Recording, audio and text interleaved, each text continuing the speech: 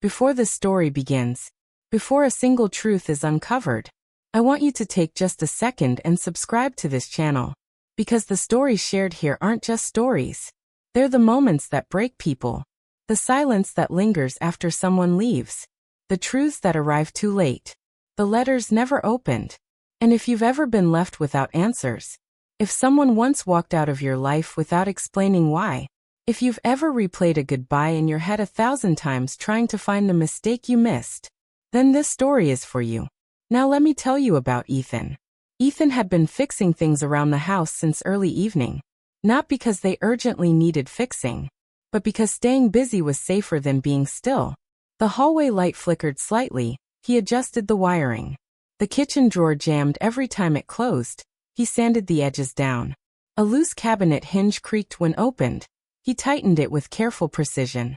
Small problems. Manageable problems. The kind that could be solved with tools and patience. Unlike the other thing. Unlike the one thing that had no screwdriver, no instructions, no visible damage to repair. Emily. It had been over a year since she left. And yet the house still felt like it was holding its breath.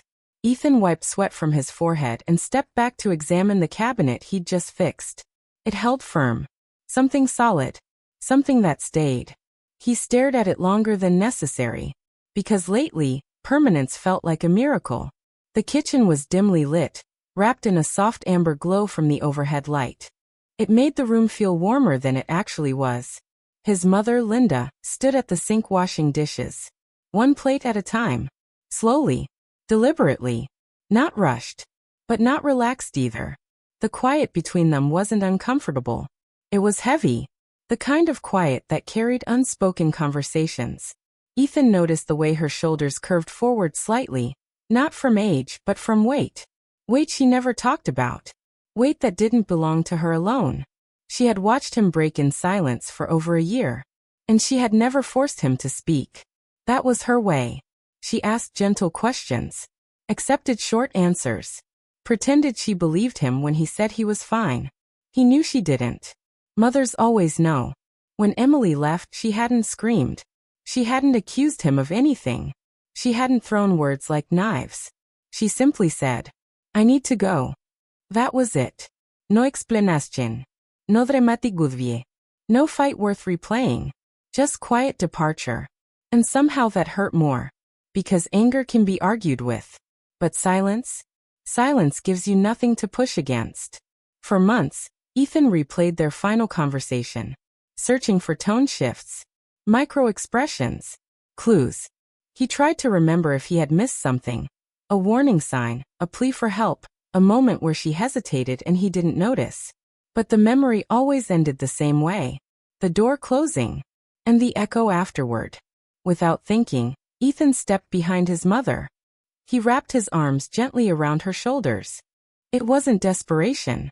It wasn't collapse. It was gratitude. For the dinner she still made. For the silence she never forced him to break.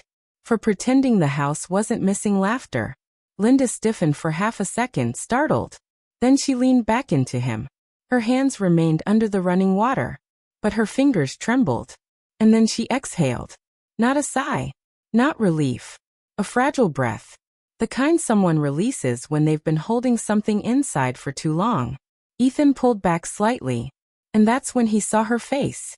It wasn't sadness. It was conflict. Tenderness tangled with fear.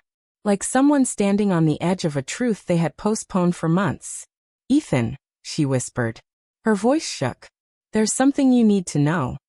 The words didn't land immediately. But his body reacted before his mind did. His heart gave one sharp, heavy beat. "What do you mean?" he asked carefully. The faucet shut off. The kitchen became unnaturally quiet. She dried her hands slower than necessary. "Not here," she said softly. "Sit with me." And suddenly Ethan understood this wasn't about casual memory. This wasn't a forgotten detail. This was connected. Connected to the ache he carried every single day. They moved toward the small dining table. Each step felt deliberate. Like walking toward a moment that had been waiting for them. The tea between them steamed gently. But neither of them reached for it. Linda folded her hands tightly together. She stared at the table first. then finally lifted her eyes. "I've been watching you," she said. Ethan tensed. Ever since she left. There it was. Emily's name, unspoken but loud. "I've seen you wake up pretending you're okay," she continued. "I've seen you smile at people, and then watch that smile disappear when you think no one's looking." Ethan swallowed. He wanted to say he was fine. He wanted to protect her from his grief. But she shook her head gently. "Don't," she said. "Not with me." Her hand slowly reached toward the drawer beside her chair. She hesitated before opening it. The sound of wood sliding felt amplified in the silence. And then she pulled something out. An envelope. Old. Worn. Softened at the edges like it had been unfolded too many times. She placed it carefully on the table between them. The air shifted. "This came a week after Emily left," she said. "It was addressed to you." Ethan stared at it. The world seemed to narrow. "A letter," he whispered. "She came by when you weren't home," Linda said. She was crying so hard she could barely speak. His hands clenched under the table. "Why didn't you give it to me?" The question wasn't sharp. It was wounded. "She begged me not to," Linda replied. "She said she wasn't strong enough to face you. That if she heard your voice she wouldn't leave." Silence fell heavy between them. "I thought she might come back," Linda admitted softly. "And if she did, maybe this letter wouldn't matter." Ethan stared at the envelope. All those nights. All those unanswered questions. All the memories he dissected alone. Everything narrowed to this thin piece of paper. He reached for it. It felt impossibly light, but heavy with consequence. He slid his finger under the flap. His heart pounded. Whatever was written inside would change how he remembered the past year. He unfolded the paper slowly, and just before his eyes could land on the first line, a knock echoed through the house. Sharp. Deliberate. Not aggressive. But certain. Both of them froze. The knock came again. And somehow, in the pit of his stomach, Ethan knew. Some truths don't wait to be read. They arrive at your door. The knock came again. Not louder. Not impatient. Just certain. Ethan and Linda stared at each other. The letter trembled slightly in Ethan's hands. For a strange second, no one moved. It felt like time had stepped aside to watch what would happen next. "Are you expecting someone?" Ethan asked quietly. Linda shook her head. Another knock. 3 firm taps. Ethan stood slowly. Every movement felt heavier than it should have. His heartbeat was no longer steady. It was erratic, loud in his ears. He walked toward the door. Each step carried a question. Each breath carried a possibility. And somewhere deep in his chest, something familiar stirred. Hope. Dangerous hope. He reached the door. His hand hovered over the handle. The house was completely silent now, like it was listening. He opened it. And the world shifted. Emily stood there. For a second, Ethan didn't breathe. She looked thinner. Not dramatically, but noticeably. Her hair was longer, pulled back loosely as if she hadn't cared enough to style it. Her eyes, the same soft hazel he had memorized, were red around the edges. Not from makeup. From crying. Time did something strange in that moment. It didn't move forward or backward. It simply held them there. "Hi," she said. Just that. "Hi." A word so small it felt cruel after a year of silence. Ethan's throat tightened. Behind him, he heard his mother's chair scrape softly against the floor. Linda stepped into view. Emily's eyes flickered to her briefly, guilt passing across her face like a shadow. "I didn't know if you'd open the door," Emily said quietly. Ethan's voice came out lower than he expected. "You left." It wasn't an accusation. It was a fact. "I know." The silence stretched. The letter was still in his hand. Emily noticed it. Her eyes widened slightly. "She gave it to you," she whispered. Linda stepped forward gently. "I should have sooner." Emily shook her head quickly. "No. I asked you not to." Ethan looked between them. His pulse slowed, not because he felt calm, but because something inside him shifted from shock to clarity. "Why are you here?" he asked. Not angry. Not welcoming. Just steady. Emily swallowed. "I couldn't let you read it without me." The words landed heavier than the knock. Ethan stared at her. "You couldn't let me read the explanation you never gave?" Her eyes filled again. I didn't leave because I stopped loving you. The sentence fractured something inside him. Then why? He asked, and for the first time in over a year, the question wasn't buried under pride. It was raw. She took a breath that looked painful. Because I was sick. The air changed. Linda's hand flew to her mouth. Ethan blinked. Sick. Emily nodded slowly. I found out 2 weeks before I left. Her fingers tightened around the strap of her bag. I was diagnosed with a rare autoimmune condition. It progresses fast. The doctors weren't sure how aggressive it would be. They said it could change everything, my energy, my ability to work, possibly even long-term complications. Ethan felt like the ground beneath him had tilted. You didn't tell me. I couldn't, she said, voice breaking. You had just gotten a promotion. You were finally happy. You were finally building something solid. And all I could think about was becoming a burden. The word echoed. Burden. I thought if I stayed, you'd stay out of obligation, she continued. You'd sacrifice things. You'd say you didn't mind. But I know you. You would have. Her tears fell freely now. I didn't want to be the reason your world shrank. Ethan stared at her like he was seeing her for the first time. A burden, he repeated softly. I loved you too much to let you tie your future to uncertainty. Silence filled the doorway. Not empty silence. Heavy silence. The kind that rearranges everything you thought you understood. You decided that for me, Ethan said. It wasn't harsh. It was wounded.